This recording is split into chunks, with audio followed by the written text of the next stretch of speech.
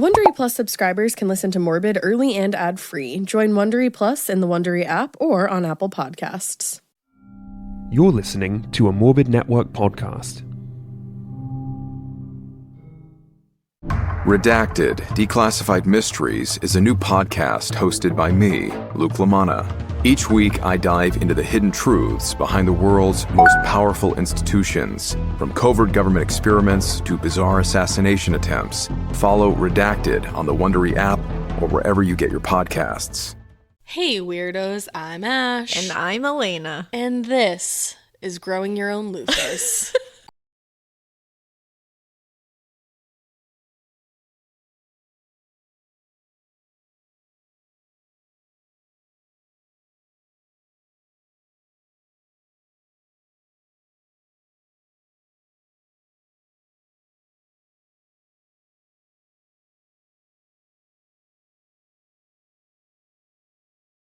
No, I'm totally kidding. It's actually morbid. It is. But I was just watching a TikTok about growing your own loofah, and I really want to grow my own loofah now. Ash got real invested. You know how some TikToks are 1 minute and some are like 45 minutes and a half? Yeah. I was on one of those ones that's 45 and a half minutes. Not actually. I think it's like the max is 3, but it feels long. I was going to say, I think it's 3, but it feels long. Just being hyperbolic. But anyways, I just saw one of those really long TikToks, and this guy was growing his own loofah. He grew a couple of them, and then he was like peeling it, which looked really satisfying. Like I was like, I want to do that. And then he took the whole thing out, and it was like gigantic. I was like, you could cut that in half, put one in your kitchen sink, put one in your shower. And I was really thinking about that. But then I was like, kind of looks like it would hurt on your body. She did. When I say she had all of those thoughts and she had them all out loud, I can vouch for that. Most of my thoughts happen out loud when I'm at Elena. It was a fun little process to watch. I always love someone like having an argument with themselves and then like coming to a conclusion with both sides of their brain, like both sides of the argument that happened in their brain come together. I don't know if I even came to a conclusion yet. You didn't come to a conclusion yet, but I believe in you. We had to start working, so yeah. I'll come to a conclusion later today, and I guess I'll let you guys know next episode if I'm going to grow my own loofah or not. Because what we've come down to, I think, is that you were concerned it wasn't going to feel good, and then you said, on my skin. No, I said on my body. On my body. I don't think it would feel good on my body. Like, it looks rough. Like, it looks like I'd be like, it looks almost like a pumice stone. It does. Which feels good on your foot, but you're not going to pumice stone your shoulder Exfoliation station is where we are. But like these days, I guess you're not even supposed to exfoliate as much as I used to think. I feel like everything's stupid. Yeah, me as well. So, but anyways, I don't even know the climate in which you're supposed to grow a loofah, so I guess we can just move on. Yeah, we'll move on from this. We'll figure it out. Don't worry. We'll update you, let you know if everybody is like, loofahs. Are you on drugs right now? Are you all right? And I'm like, no, I'm on life. And the answer is no. We are not. Say no to drugs. But, you know, it's the holiday week. It's the holiday season. It's almost Thanksgiving. I'm gonna eat a lot of food. I'm excited. I'm going to be cooking today like crazy. Yeah, Elena's I'm hosting. Doing Thanksgiving. I'm doing Thanksgiving, so it's going to be interesting. I'm particularly excited about your pumpkin and sage pasta. Are you making the pesto bread that I requested? Yes, I am. Because I got all the stuff to make it. Excited about that, and honestly, 2 more things. I'm also really excited about the sausage stuffing. Oh yeah, and the streusel, the sweet potato streusel casserole. Yeah, you're all invited. See you there. And you know what? I'll post some recipes because they're all recipes I found on like the interwebs. So I'll post some recipes in case anybody thinks any of that sounds good. It does. But yeah, I'm excited. I like cooking a turkey. I like doing a little herb butter rub underneath the skin, all up in there. How do you feel about going into like the cavity? Oh, I mean, that's my job. So. It is, but how do you feel about it? The same I feel about my job. Oh, yeah. Yeah. I thought you meant like it's your job because you're cooking No, I mean turkey. like it literally is my job to go into like cavities that no one else wants to go into. Yeah, describe your job in a really weird way.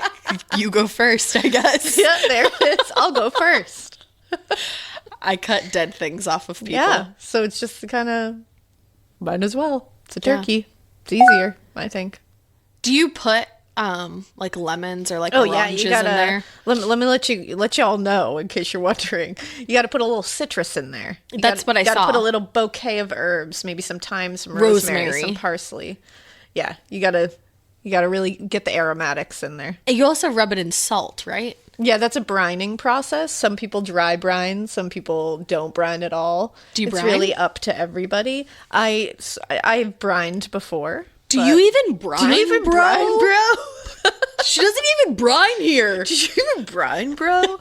Yeah, and you want to put some like garlic and onion Fuck in yeah, you there, wanna like put some really get garlic? it going. Do you put a shallot in there? Yeah. Oh, we love a Jean shallot. shallot? We love a Jean shallot in there. And the really important thing is basting, my dudes. Baste Yeah. that gosh darn bird. That's important even if you cook Baste. like a chicken. Yeah, baste the hell out of Baste forever. it. It makes a difference. Even when I make like chicken breastises, I baste them. You gotta baste that. It works. But, that's been a Thanksgiving with us. Loofahs and Thanksgivings with Ash and Elena. So we're right on target here. I think we're right on brand. True crime. True crime, loofahs and True crime. and turkeys. But yeah, today's also going to be kind of like a different episode a little bit. It's like we're in the dark spookiness, but this is like a different one, I feel. We've never really done anything like this. Particularly, I'm very excited. I'm pretty excited. So we'll start this off the proper way. Yeah. So Elena, That's you. that's me.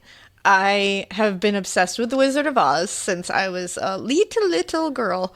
I used to literally have to dress up like Dorothy every time I watched it. I had the ruby red slippers, had the outfit. My mom would braid my hair.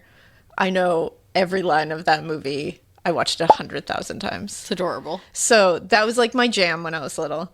And I was always wondering when I should allow the girls to get into it because, like, I'm weird. And, like, I watched a lot of shit. I was like, wow, I can't believe that didn't traumatize me. Such as Labyrinth. But maybe it did. I don't know.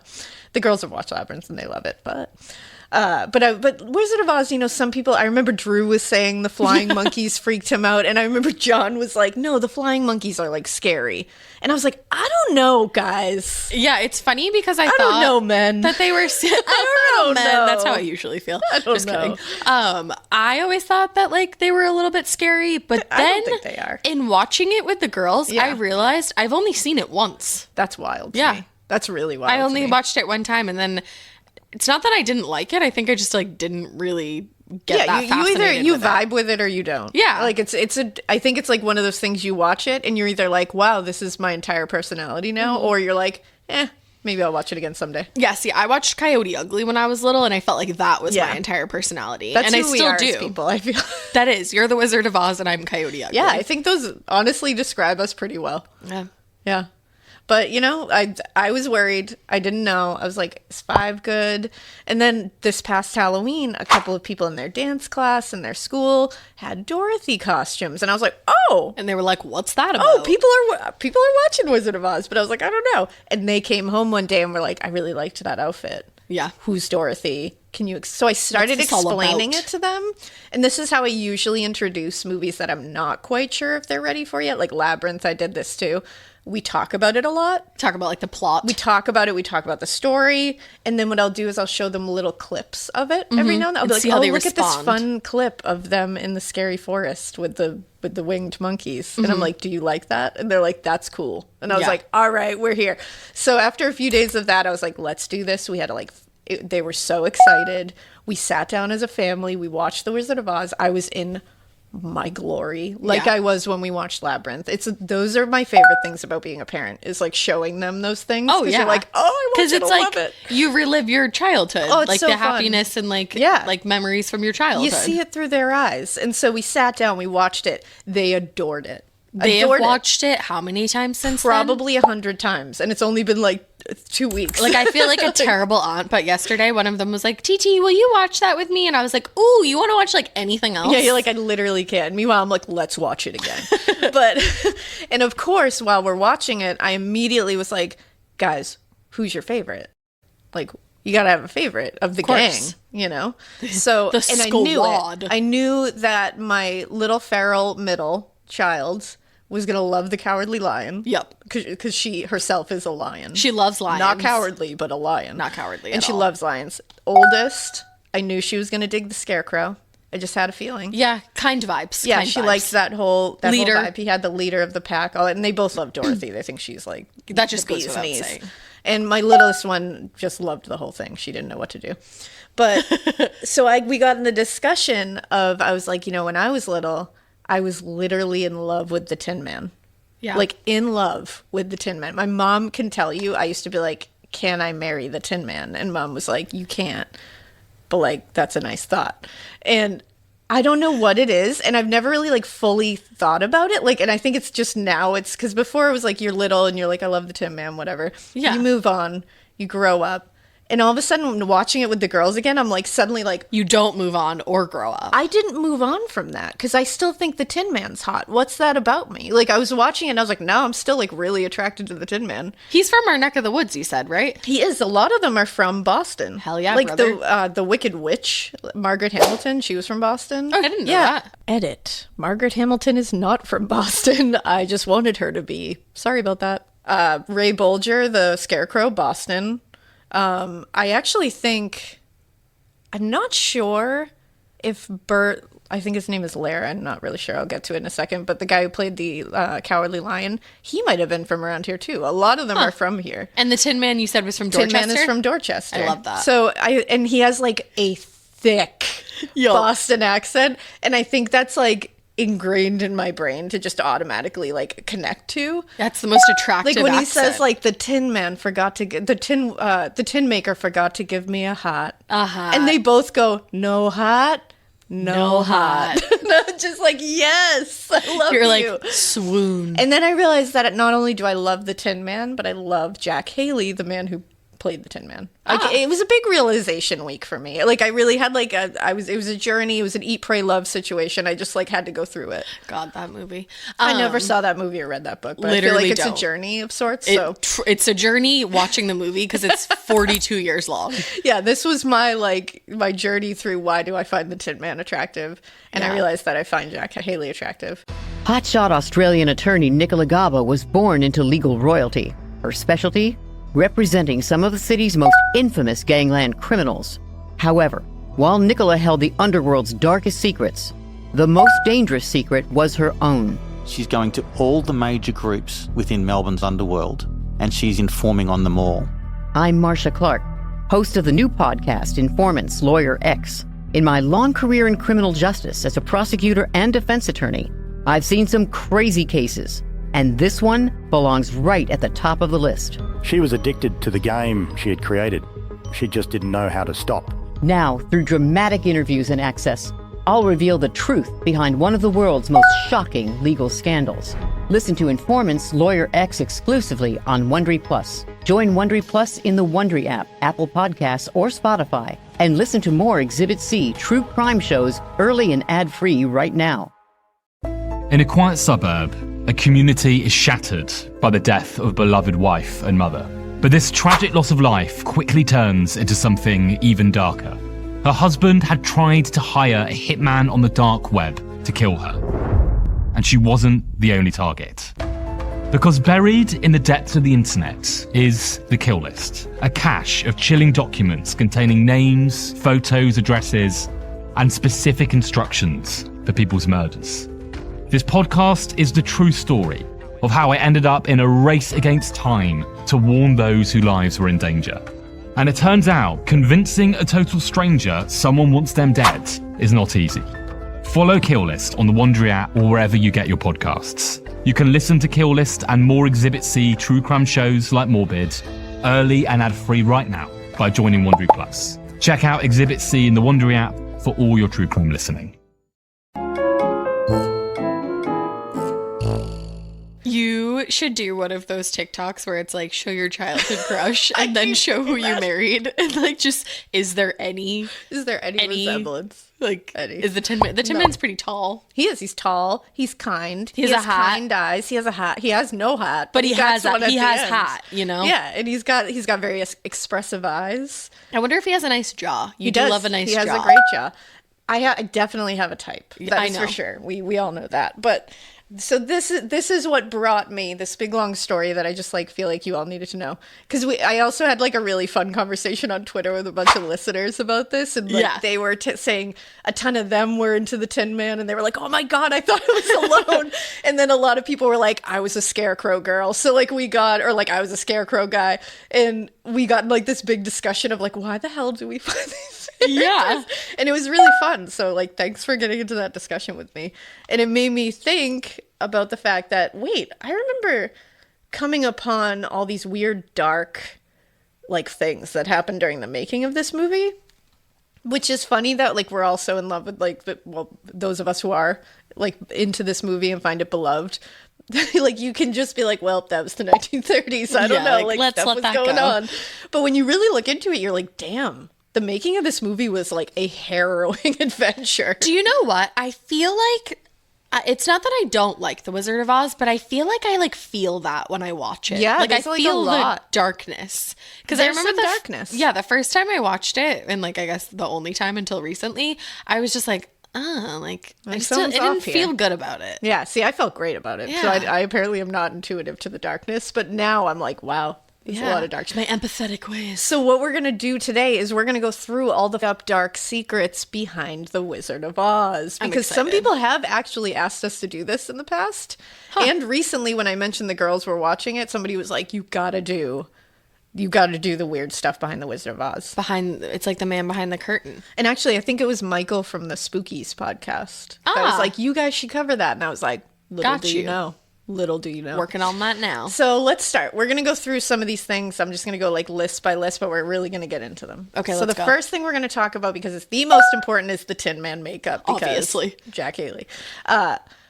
There is a big, long, very long-standing like legend, myth, rumor that is untrue, that John even thought was true, that the Tin Man, the original Tin Man who played him, died because of the makeup they put on him. That's a big, long legend of this movie, that people are like, well, the original Tin Man died from the makeup and they had to replace him.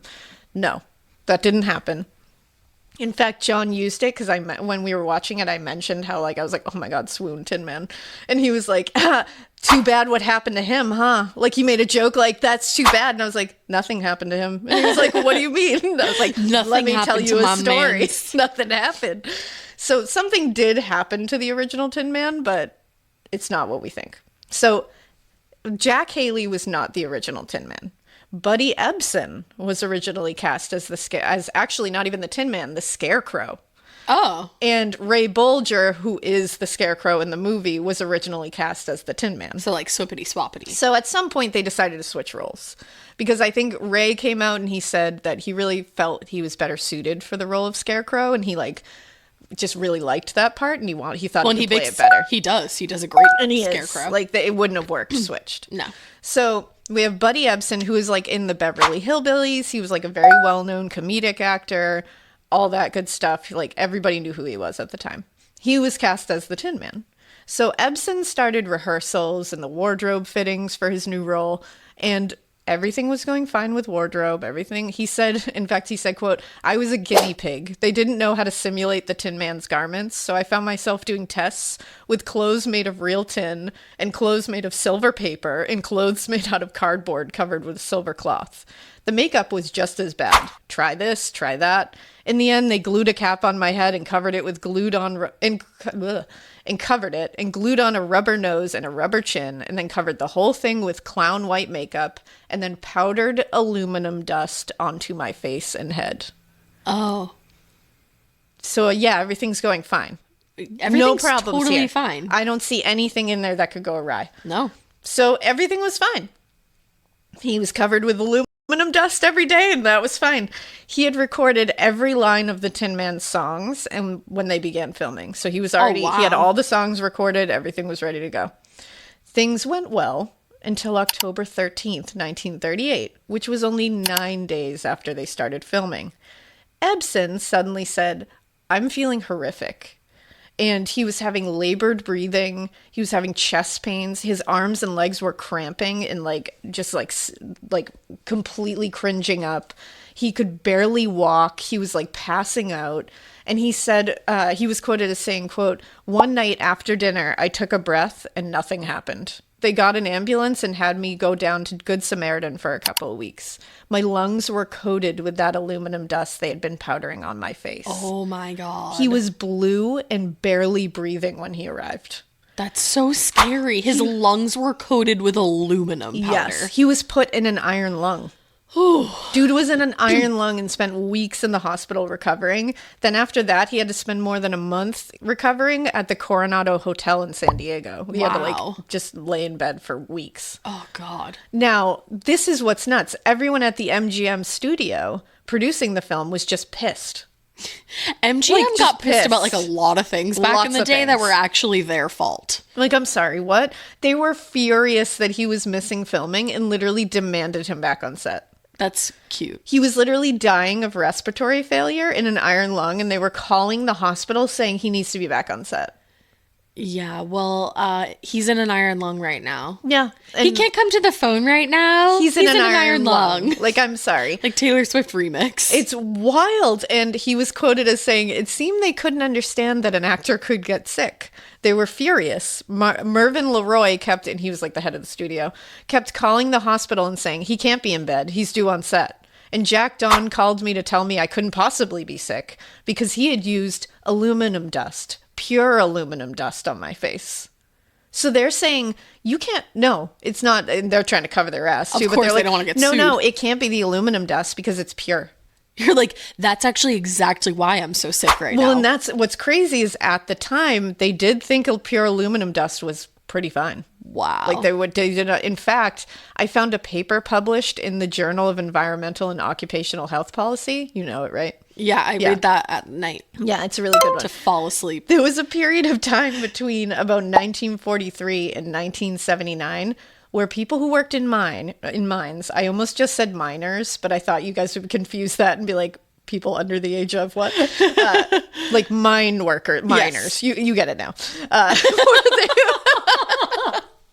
They were literally forced. This is wild to me. This is such a dark thing in history.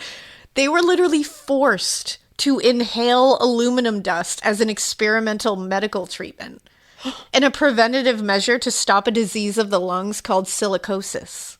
So not only were they like breathing in the fumes from like, mining, but also they were like, hey, can you sniff some of this? It's an experiment. Oh, wait until you hear how they did it. So silicosis is a lung disease that's caused by long-term inhalation of crystalline silica dust, or the particles. And these are found in a lot of environmental structures like stone, rock, clay, things that miners are working with.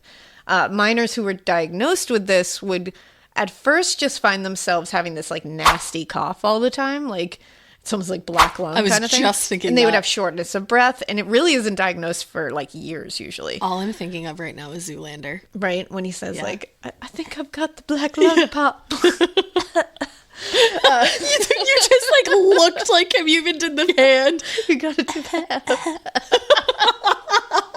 It's so good. It is. Zoolander is the best. I tried not to like it when I was But younger. you can't. But You it's can't. funny. But it would be found on chest x-rays like years later. So what would happen was these employers would blow this finely powdered version of aluminum dust called McIntyre powder into the changing rooms of the miners, and they did this through the air systems.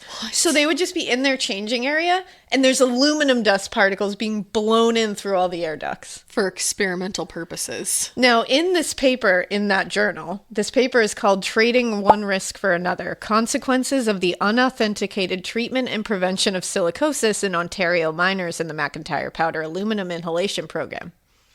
Me as well. And it's by Janice Martell and Lee L. Giudotti. Sorry, T. But yeah, two really smart people. And I'll link this paper so you can go look at it because I'm sure you want to. But Yeah, I'm going to read it. in this, they talk about a guy named Jim Hobbs. And they said he was 37 years old for the first time that he tasted aluminum dust. It was March 1978. Whoa. And it was his first day going underground at Rio Algom's Quirk 2 uranium mine. Now, after changing from street clothes into his mining gear, Hobbs followed the other miners into a tunnel-like building that led to the cage that would transport them underground for their 8-hour shift of drilling, mucking, and blasting. The building, dubbed the gas chamber by those who entered it, was lined with benches, and Hobbs followed the routine of the others, taking a seat and waiting for the cage call. Before that call came, and after the last man entered the building, the doors shut at both ends, the ventilation fans stop, and the supervisor yelled what would become a familiar phrase in a surreal ritual that Hobbs would experience prior to every shift for the next year and a half. Oh my God. Breathe deep, boys. That's what they would yell. What, in 1978? Yep. The hiss of compressed air lines was quickly followed by a cloud of black dust filling the room, obscuring Hobbs's vision of all that surrounded him as he took his first breaths of very finely ground aluminum powder, swirling rapidly from punctured canisters attached to the airlines.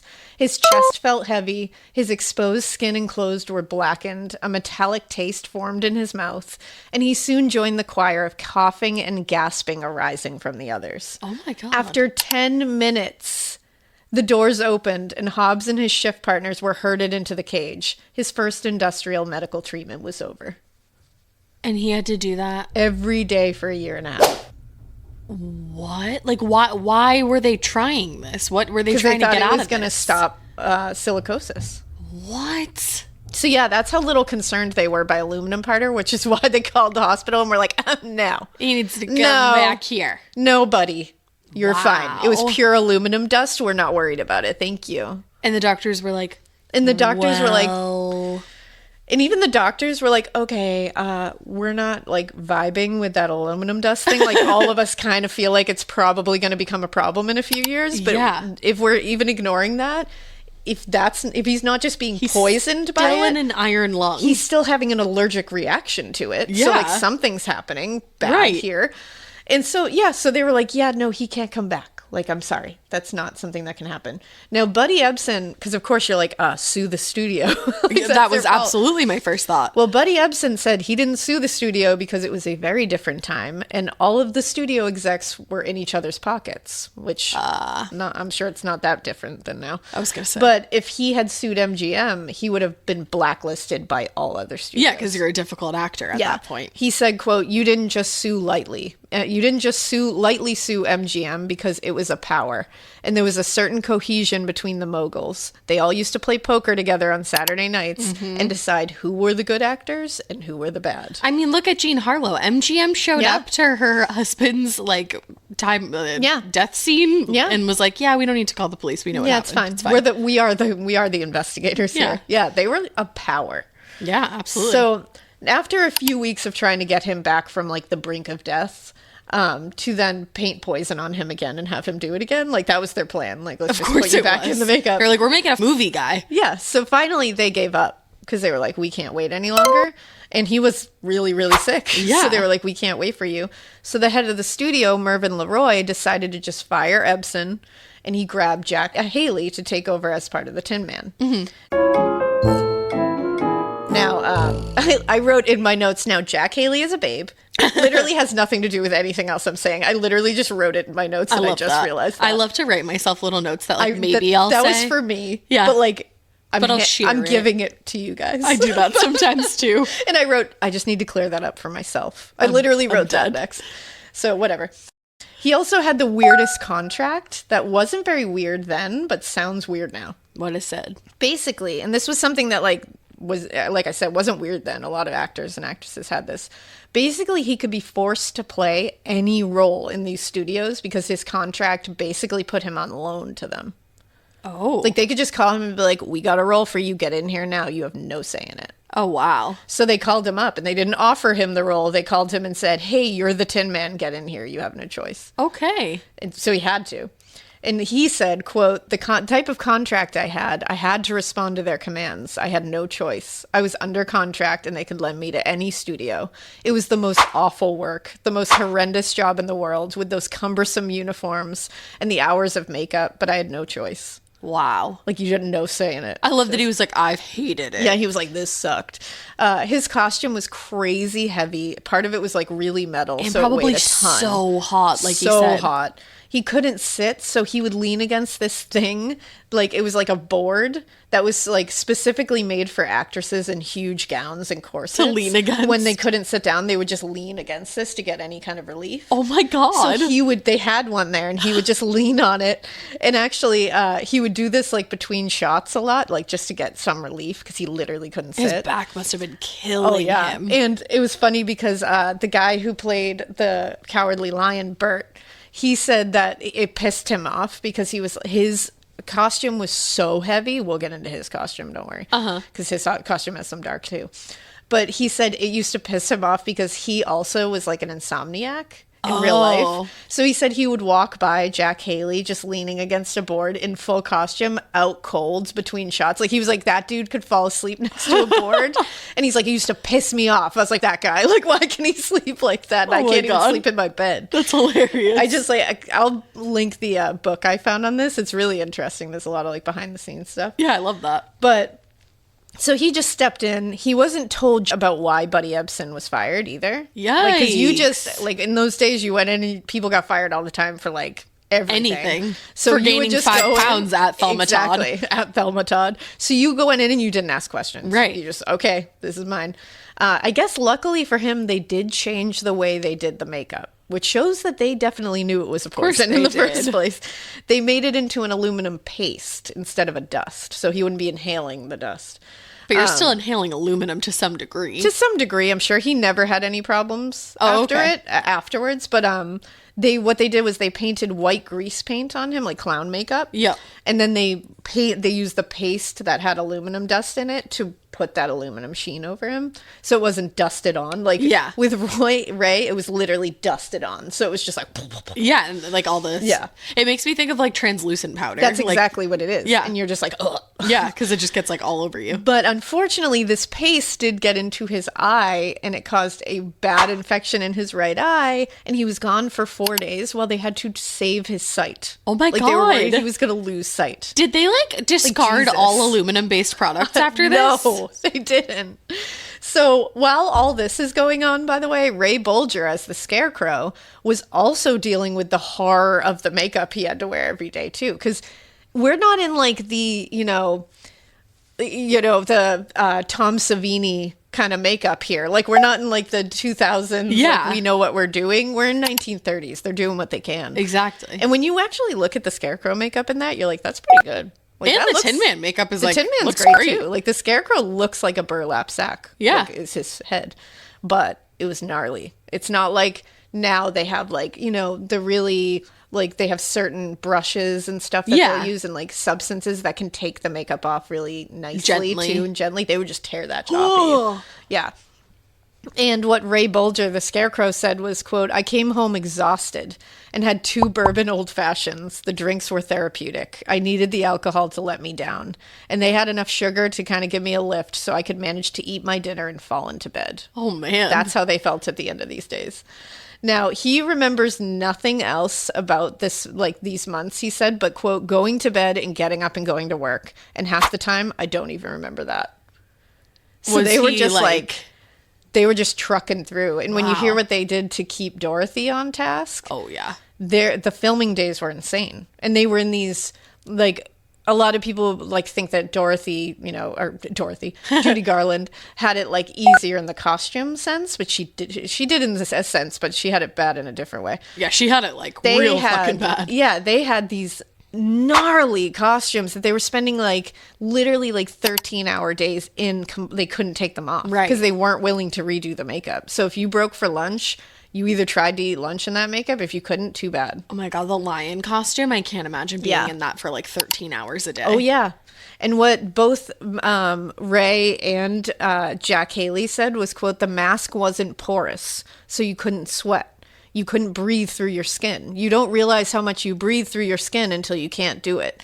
We felt like we were suffocating." Oh my God. Yeah. He also discovered after the last take of the film that the corners of his mouth and his chin were permanently lined from his makeup. What? Yeah. Like he said it took months and months for them to even fade. Oh like my the corners of his mouths were like had like lines, like a Joker makeup. Oh my God. Yeah. And I know, it's insane. And Jack Haley said that his costume was, quote, no less awful. They pulled my hair back as flat as they could and put some sort of rubber skin over my head and glued it down behind my ears. They covered my face with cold cream. Then they took a white chalk-like salve and painted my face white. The idea of the white stuff was to close my pores so the silver paste that made me look like I was made of tin wouldn't damage my skin. They painted my face silver and glued on a silver nose. They glued a strip of rubber that was supposed to be tin under my chin and glued each individual rubber rivet onto my face. Then they painted my lips black because painting my face silver made my mouth look too red. Oh my God. Coloring my lips black made my gums and tongue duller. I couldn't breathe through my face. None of us could. And Bert Lahr had it worst of all. And then, like, think of, God only knows what they were using for glue. Like, nowadays you use, like, liquid latex. Like or, spirit gum. And what was the thing that you used for? Prozaid. Prozaid, like, yeah.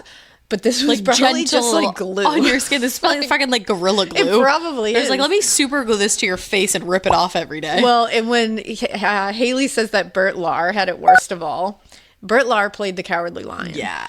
That was real lion hide. Yeah, you told me that the other Yeah. day, and I'm still not over The it. Cowardly Lion's costume was made of real lion skin, real lion fur, That's fucked. real lion hide. It was 90 pounds, and it smelled, they said. Ew, of course it did. Yeah, and they said it literally smelled, and it was so heavy to walk around in, so heavy to move in. They said that he would take it off at the end of the day and literally be dripping with sweat. Oh, Yeah. I can't, I couldn't even talk. I'm like, yeah. And then his face, he had like a lot of prosthesis on his face. Like he had a lot of, the like mouth area that's supposed to look like a cat. So they made it so his mouth couldn't open that wide. So he couldn't eat. And for 13 hours a day, he was just like sitting there. Literally. Like, And they said he would literally have to drink only like a milkshake or soup or something he could something to suck through a straw, get him basically. full, too. And he said that, because if he tried to chew, he would break the prosthesis and they didn't want to redo and they'd it. be pissed. So he literally couldn't eat. And he would get pissed, I guess, like at Jack and Ray for like nomming in between shots whenever they could, because he literally couldn't. And every once in a while he would just like get pissed and just like grab a sandwich and just like bust through his makeup. I don't blame him. Hangry is a real thing. Because these people, all of these actors were literally like starved on set. Like they were not given food. Like, Well, and and if they then were think- given food, they were like told that they were fat and like out of, it's insane. Well, and then think about you're lugging around a 90-pound costume all day where you literally like can't, your body can't even cool itself down. So you're sweating, you're super hot, and then you can't eat. I wonder how much weight that guy lost. Oh, yeah. Oh, I'm sure. And they said that they had to use a ton of arc lighting from different studios to so get it's the super hot. effect of all of these sets. And, and so it is 1 billion degrees. Yeah. And so they would literally between shots, like run over to the doors and like open the doors and just get fresh air and like breathe. Like all of those, all the main 4 actors would literally, they said, would just be like gasping for breath outside the door between shots, like trying to get any kind of What a like great, this is a fun literal movie. torture experience. Yay! But yeah, so the Cowardly Lion had a tough, just only based on the fact that he's wearing real lion fur, and then you can't eat. It's like insane. That's 90 pounds. Really wild. So 13 hours a day. now let's get on to some of the other makeup issues and some of the accidents that happened on this set. Yeah. So the Wicked Witch of the West was played by Margaret Hamilton. She's phenomenal. She's we love amazing. her. We love her. Now let's talk about her makeup. Obviously, if you've seen the movie, she's green from head to toe. Yes. Green makeup back then was made with copper oxide. It was made with copper, which is toxic. Yeah. So the makeup people said that they had to be completely thorough when removing her makeup every night before she left, because if they left any, it could literally be fatal. Like it could poison her. How did So- it not poison her throughout the 13-hour day? Don't know. So they said, quote, every night when I was taking, this was like a makeup person, every night when I was taking off the witch's makeup, I would make sure that her face was thoroughly clean, spotlessly clean, because you don't take chances with green. So when she was burned, spoiler alert, I remember that I didn't want to take any chances. I knew that makeup had to be cleaned off. So we're going to talk about that burn situation Right now. and how they just said even when she was burned, we had to clean the makeup off. Remember that. Oh no, I don't want to talk about that. So in the scene where the Wicked Witch of the West leaves Munchkinland in like a puff of smoke in the beginning, and there's like fire and smoke, there was an accident. So it was December 23rd, 1938. They had put a false piece of yellow brick road where she had to exit. Okay. So she was to back up onto this, and it was rigged with an elevator to bring her down and out of the shot. While she was lowering down, the smoke and fire would come up and obscure her going down. Now, they practiced this a ton because she had to go backwards and hit the spot just right. Because if the elevator went down and only one of her feet was on it, she could like break her legs. Yeah. So I guess the opening of that elevator shaft there was really narrow too. So Margaret Hamilton was instructed and practiced a million times to bring her elbows in tight as soon as it started going down, because if she didn't, she would literally break her arms or her shoulders. And they weren't like, let's figure out a way to make that not happen. They were just like, Do your best. hold your elbows in, because if not, you're going to break both of your shoulders. You're like, wing it. Like, what? And there was also 2 guys waiting below in case she broke her legs coming down. They could carry her. Awesome. So those Thanks were the for being concerns. so thoughtful, guys. And weirdly, those are the concerns. They're worried about her breaking her arms or like her legs. But we down have like there. whole ass fire going on. But weirdly, nothing like that happened. She didn't break a leg or an arm or anything. Legs and arms were fine. In fact, the first time they did this whole shot, it was perfect. Went off without a Wow. hitch. Victor Fleming, the director, was like psyched. He was like, that was perfect. But he said, as always, we're going to do one more shot just to have it in the can. Just in case. Oh no. That's when you know Yep. too. That's when you know. Yep, and this is when they hit the fan. So Margaret Hamilton actually recalled something that Billy Burke said. She's the one who plays Glinda, Billy Burke. Okay. She actually said, quote, "We were about 40 feet away from the fire, and Miss Burke shook her head and said, 'Oh, I'm not going to stand here.' And I said, 'Why not, Miss Burke?' And she said, 'Oh, my dear, it's much too hot.' And I thought, you're 40 feet away, but I'm going to be right in the middle of it." Yeah, right? She was like, what? So they had taken a break, and when they came back to do this second shot, just the insurance shot, a bunch of mishaps happened. Nothing that got anybody hurt at first, but it was like things warning like, signs. you know, she wasn't hidden by the smoke. The fire happened too late. The fire didn't go off at all. It was just like everything was Signs from the universe saying you Yeah, already just got your shot. take that shot. We got the shot. We got the shot, Fleming. Let's just let it go. Now, she said, quote, and this is crazy, that this is how much Victor Fleming, the director, did not give a shit about these people. So she said, quote, and then we got the full tilt of Mr. Fleming's impatience and anxiety. In no uncertain language, he told us to pull ourselves together and get the shot done. He said, there's no excuse for this. The minute she gets her foot on, and I said, Mr. Fleming, I want to get both feet on. And he said, yes, of course, but I want this shot done right and right now. Well, it went wrong. The fire went way too early while Margaret Hamilton was not under the stage yet. So the broom got caught fire, the broom that she was holding, and it caught her face on fire. She said, quote, I felt warmth on my face, that's all. It's still unbelievable. There was a whole lot of running and hullabaloo and shouting. And my hat and my broom were on fire, and I didn't even know it. She was literally in shock. Of course. She ended up with first-degree burns on her face, mainly her chin, nose, cheek, and forehead. Her eyebrows and lashes were completely burned off. Oh my God. She had second and almost third-degree burns on her hands. Oh. That was the worst part. The skin on her right hand was completely gone. Goodbye. It was just raw flesh. Goodbye. Just raw flesh. Oh my now, remember that makeup? The toxic green makeup thing? Did it not like burn into her skeleton at that point? Well, when the flesh on her hands literally peeled off from the burns, they still had to remove the makeup. And the only way to do that was alcohol. No. Mm-hmm.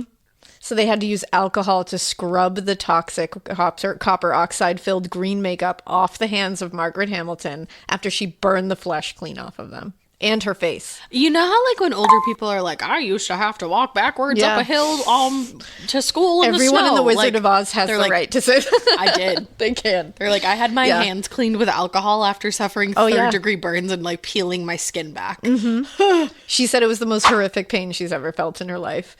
She was out for 6 weeks healing.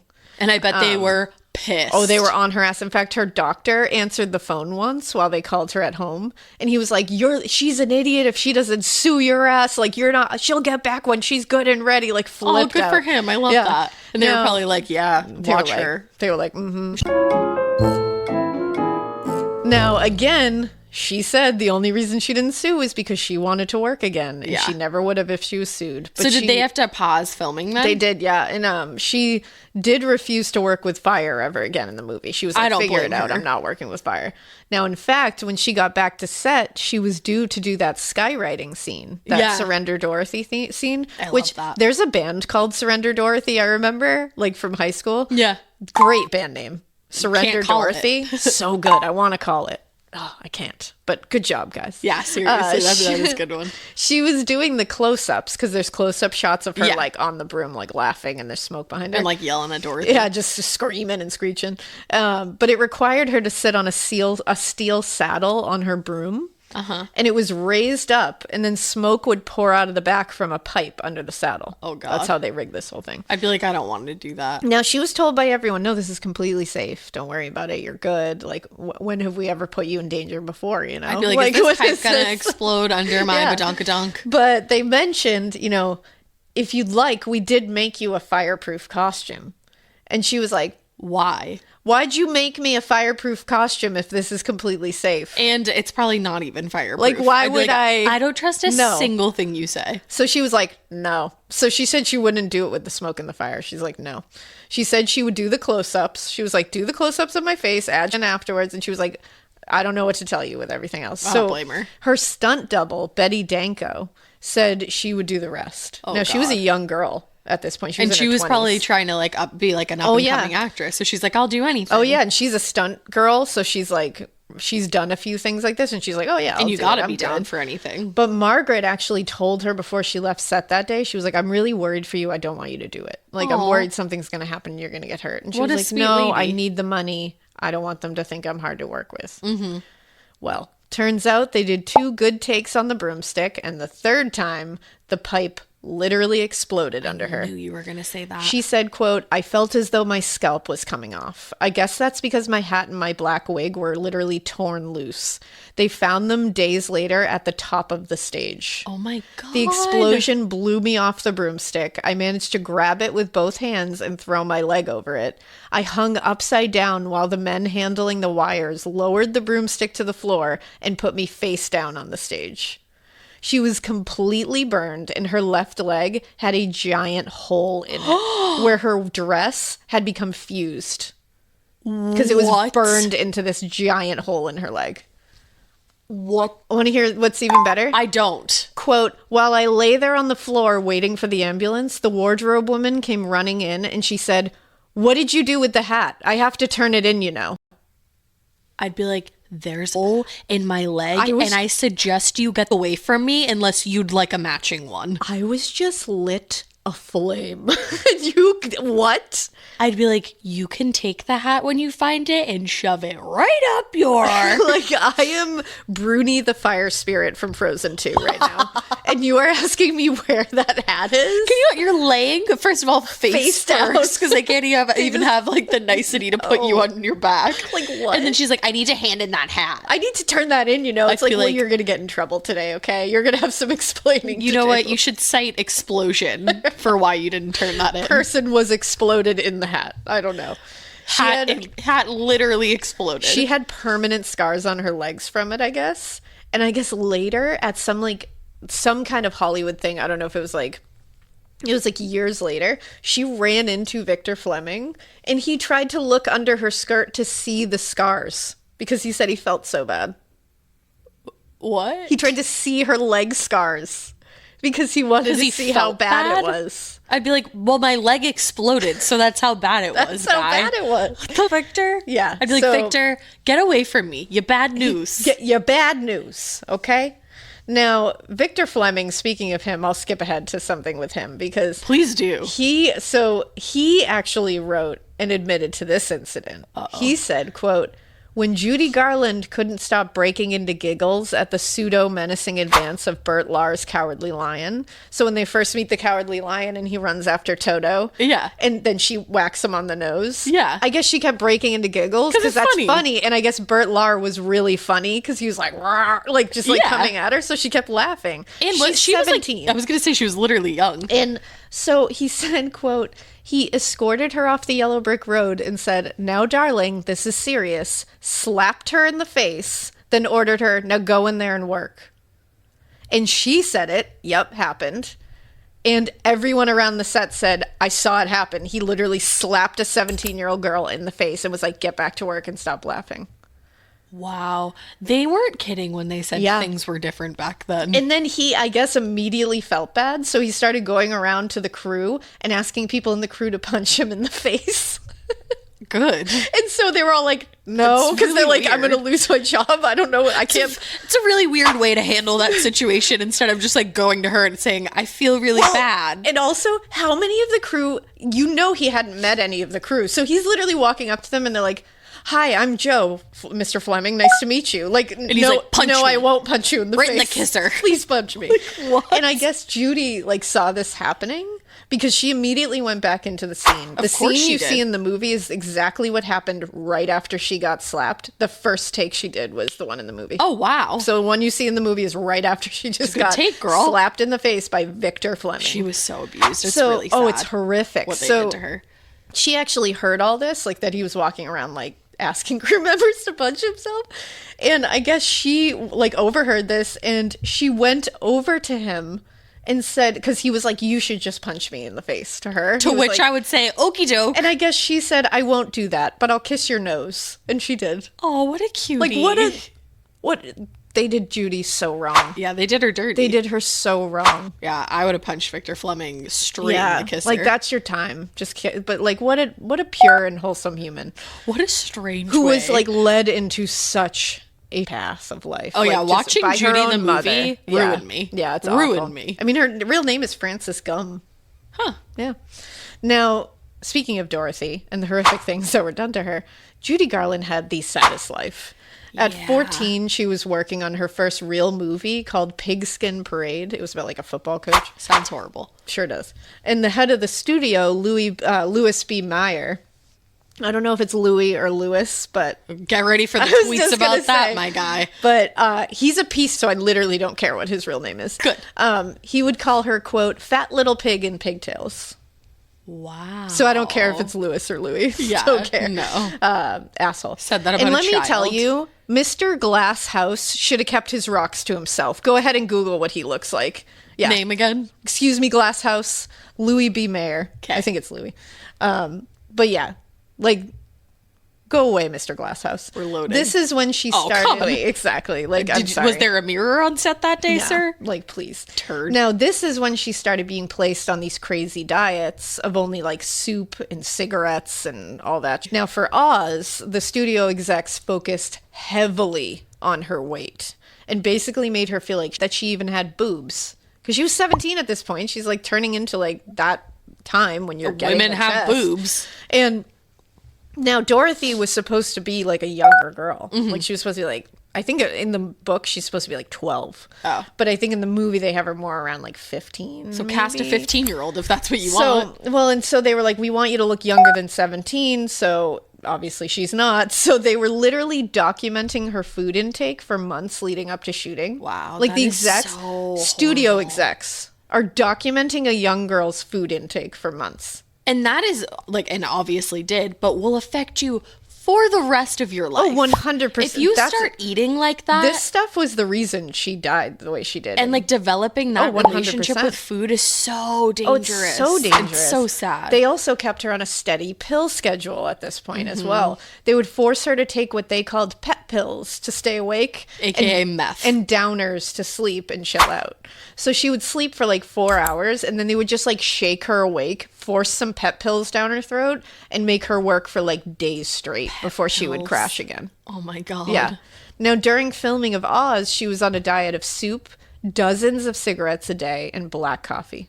That's Jesus. Can you imagine her stomach? And on top of it, they made her wear crazy corsets under that dress and strapped down her chest as tight as they could to make it so she didn't look like she had a chest. Wow. So she was, and that's like against her will, like, and she's sitting there having to like, and it's painful, and she's having to like pretend to be this like peppy, yay, like I'm just a young girl, and yeah, like I just can't imagine horrific. what like condition her stomach was in with all those cigarettes, coffee on like an empty stomach, and then pills. Yeah. My God. Like, can you imagine how sick she felt all the time? No, because I've had to go on like medicine before where like I've I broke my pelvis and they had to put me on morphine. Yeah. And you couldn't eat, and I was the sickest I have ever been. Yeah. I can't imagine having to be in that state while doing a movie where I was also just being treated like shit all the time. Like when I had whatever pain pill they gave me after like my first C-section, I took one of them and I was like so ill, so sick. I was like, I'm never taking that. Like, wow, I could not handle that because I'm just usually, I have like a pretty good pain tolerance, like a fairly good one. And so I usually can get like, if something hurts, I'll take like a Advil. Yeah. And it's like, that usually is fine for me. So, but this, I was like, oh, I just got cut open. Maybe I should take this. Yeah, and hit me up with that. my God, never again. I was like, no, this is not worth the sickness I feel. We had to go back to the doctors when I was like that, and we were like, I can't take this. I can't handle it. They had me take a half, and even a half, I was still like horribly ill. I was like, they just gave me Motrin afterwards, and I was like, that's all I can do. Yeah. But on top of all of this with Judy Garland, some of the actors who played some of the characters in Munchkinland, they were like assaulting her on set. Good. Yeah. And her husband, one of her husbands later said, quote, they would make Judy's life miserable on set by putting their hands under her dress. My God. The men were more than 40 years old at that point. And she's 17. Yeah. And she like is just turning 17. Gross. And she's like made to look like a child and that, like way Yeah, younger. what Yeah, it's guys? just really messed up. And I do, from what I read though, I guess the three guys, like the Lion, Tin Man, and Scarecrow, were like super protective of her. Fuck yeah, And they were all Boston. like good dudes, and none of them did anything like that. And they were like really tight as like a little unit. Like a squad. Yeah. I love so that. that's nice to know. At least she had like She had the comfort of some that. kind of protection there. But another thing that's really crazy about this is if you remember the poppy scene, Yeah. where the Wicked Witch of the West causes them to fall asleep in the poppies. Well, lucky for them, Glinda casts a counter spell during that causes snow to fall, and they all wake up. Unfortunately, Glinda was like maybe she was the bad guy here, because the snow that fell was 100% asbestos. Oh. Yeah. Just snowing on them. That'll wake you up. That'll wake you up. And also put you to sleep. I was going to say forever. for only a little while, but that just snowing on them. Now, this was the 1930s, and asbestos was actually used in Christmas decorations then, like fake snow. What the fuck? But still, this is wild to know now. Yes. Especially when you watch it and you're just like, oh, that's just straight up asbestos. And it's all over their faces, all over everything. They're literally like in their mouths. Like, it's just like, they're just like living in it. And it's funny because I read one of the articles I read was on Atlas Obscura, and they put it best by saying the Wizard of Oz, quote, literally douses its main characters in carcinogens. Like, Correct. That's literally what it does. And when you watch the scene, you're just sitting there being like, poison. Yeah, That's all just over poison. your body. You're all being doused in poison. Wow. All of them. Asbestos. And a last big thing that I'll touch upon, which is like kind of the saddest thing to me. But I'll leave you on I'm going to leave you on a sad note. I'm sorry. All right. But I'll give you a couple things after this. But the woman who played Auntie M, Auntie M and Uncle Henry, you're just like, I love you. Cuties. I love you so much. Her name was Clara Blandick, and she was famous. She was like on Broadway and tons of movies. Yeah. This was actually one of her like smallest roles, but like she took it because she just loved the movie and they loved having her name on it. Now, she, after The Wizard of Oz was in like failing health, it was like through the 1950s, and she was going blind. She was the victim of severely painful arthritis all over her body, and they couldn't get it under control back then. Just real quick too, this is like a suicide trigger, so just this is going to be a minute where I'm going to talk about it. So April 15th, 1962, she returned to her home after church. She placed photos and letters and mementos from her career all around her. She surrounded herself with newspaper clippings of her career, her awards, movie credits. She got dressed in a royal blue gown. She did her hair, and she took sleeping pills. And she laid on the couch with a gold blanket over her and placed a plastic bag over her head. Oh, wow. She passed away that way, and she left a note that said, quote, "I am now about to make the great adventure. I cannot endure this agonizing pain any longer. It's all over my body. Neither can I face the impending blindness. I pray the Lord my soul to take. Amen." Oh, apparently, that is so sad. She is buried very close to Charlie Grapewin, who played Uncle Henry, her husband. Oh my gosh, no way. Like yards away. Wow. They're like right next to each other. Is that just like a weird I coincidence? don't know if it was like meant to, but it's like a nice little like... But little thought how there. sad is that? Like she had this beautiful, amazing career. Yeah. Can I say something weird? It's like beautifully sad. Like It the way is, that she yeah. did it, I'm like, I'm glad that she was able to like take control of the way she wanted to do it. She was in control of it. That was what she wanted to do. But like Yeah. how sad that she had no other option. Like Yeah. it's such a bummer that like medical stuff has come Hadn't so come. far, and it hadn't come that far to relieve her of any of that pain. That is really sad. Because I can't imagine being in chronic pain and there's nothing. No, There's because nothing to help you. arthritis, like just Oh, I watching can't people go imagine. through. I obviously have never like gone through that, Yeah. but watching people go through that, I can't imagine. Yeah, I really can't. And to have it all over your body. Yeah. I hope she did have a great adventure. I hope And, she did. Excuse me. I hope she's having a great I hope adventure. she's still having that great adventure. Go off, I hope she's over the Clara. rainbow having a blast. Oh, that one really. I yeah, know. Thanks. I know, I'm sorry. Do you have anything good well, in there? I guess this just shows you how close like the three main characters, like the Ray Bolger and Bert Lahr and Jack Haley were. When I think Ray was the last one to pass away out of all of them. And when Jack Haley died, he gave a eulogy at his funeral, and he said, "Jack, it's going to be very lonesome on the yellow brick road now." That's how close they were. And just to leave you on like not the saddest of notes, but more like, wow, Margaret Hamilton, get it? Okay. The Wicked Witch's lines, most of them were cut, and a lot of her scenes were cut from the final film because execs and focus groups said the performance was way too terrifying. They said kids literally couldn't handle it. Go off, Like, so sister. Margaret Hamilton just scared the She out was of like, everybody. that's what I was hired for, so. She's only on screen for like 15 minutes in the film, but she had tons more. Oh, that sucks. And it was that she all like worked really so hard. scary. Like she was terrified. I wish they had like did a version like where they could have released that version. I know. I'm like, can we have her deleted scenes? I Yeah. want to see her scary ass scenes. For real. But I wonder yeah. if they could ever uncover them someday. I know. I wonder. I would think that there's a Or way to do that. who knows? Have they? I'm not even sure. I should look it up. I know. Let's find out. But that is some of the dark secrets I found about the Yellow Brick Road. About the Yellow Brick It was Road, about yeah. the Yellow Brick Road, but about the Wizard of Oz and how up the filming was. Wow, that was really entertaining. seems Question cursed. mark? It definitely is cursed. I feel. I feel like it's a lot. I feel like I'm never gonna watch that movie the same with You your don't children. when you watch it again, like, and you're like, you watch it wow, with a different. You exploded.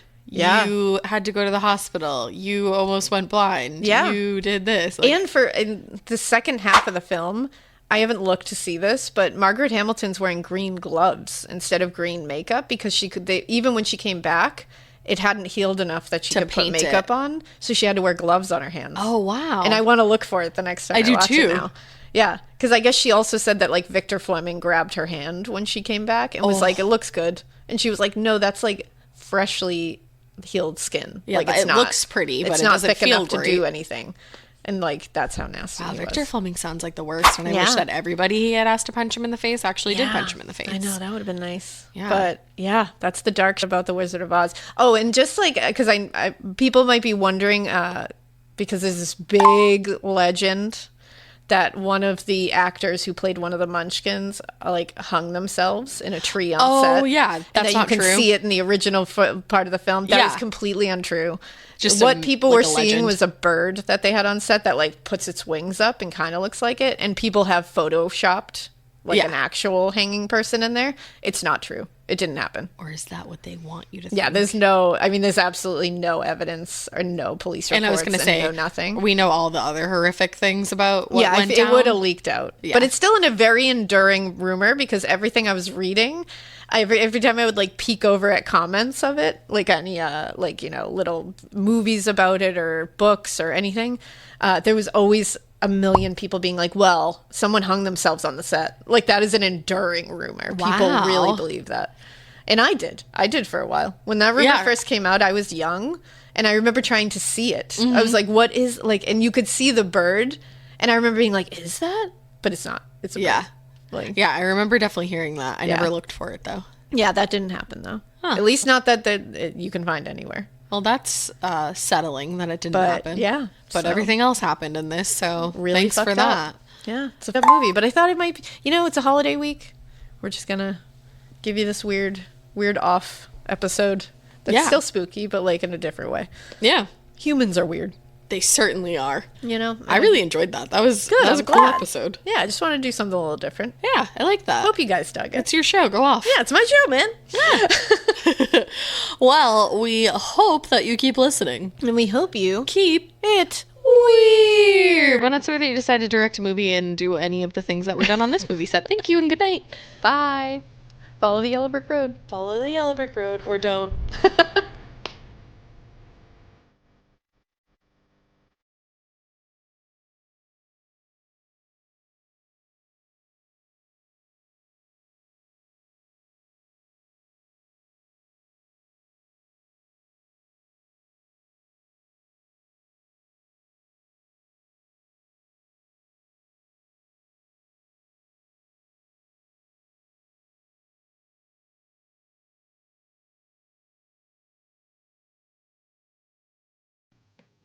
If you like Morbid, you can listen early and ad-free right now by joining Wondery Plus in the Wondery app or on Apple Podcasts. Prime members can listen ad-free on Amazon Music. Before you go, tell us about yourself by filling out a short survey at Wondery.com/survey.